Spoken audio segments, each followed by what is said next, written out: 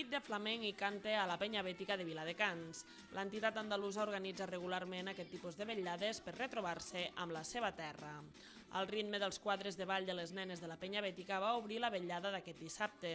Una vetllada molt especial, marcada en vermell al calendari de l'entitat, on el ball no va ser l'únic protagonista. Hoy, sobre todo, es una de las actividades más importantes que se hace en esta peña, porque además es para las personas que entienden de cante. Hoy es cante flamenco y es gente con bastante experiencia para que viene a cantar aquí, y gente entendida para escucharla. Partido de Verdiales, entre Pita y Olivares. Els cantaores de luxe que van omplir l'escenari de la Penya Bètica de Viladecans van ser Ricardo Peñuela, Curro de Algeciras i José Vargas, tots ells acompanyats pels acords del reconegut guitarrista Paco Garcia.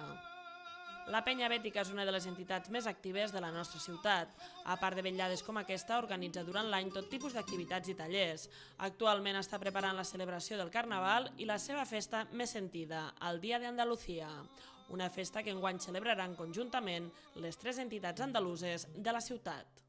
Otros años lo hemos hecho independientemente, cada uno de las actividades que hay aquí en Viladecans lo ha hecho por su cuenta, pero esta vez, este año, con el ayuntamiento, nos hemos puesto de acuerdo para hacerlo los 3 a la vez, y lo vamos a celebrar en el Cubi.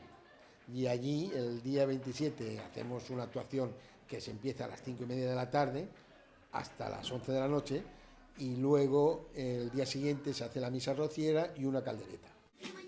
Els actes del Dia d'Andalucía estaran oberts a tots els viladecanencs.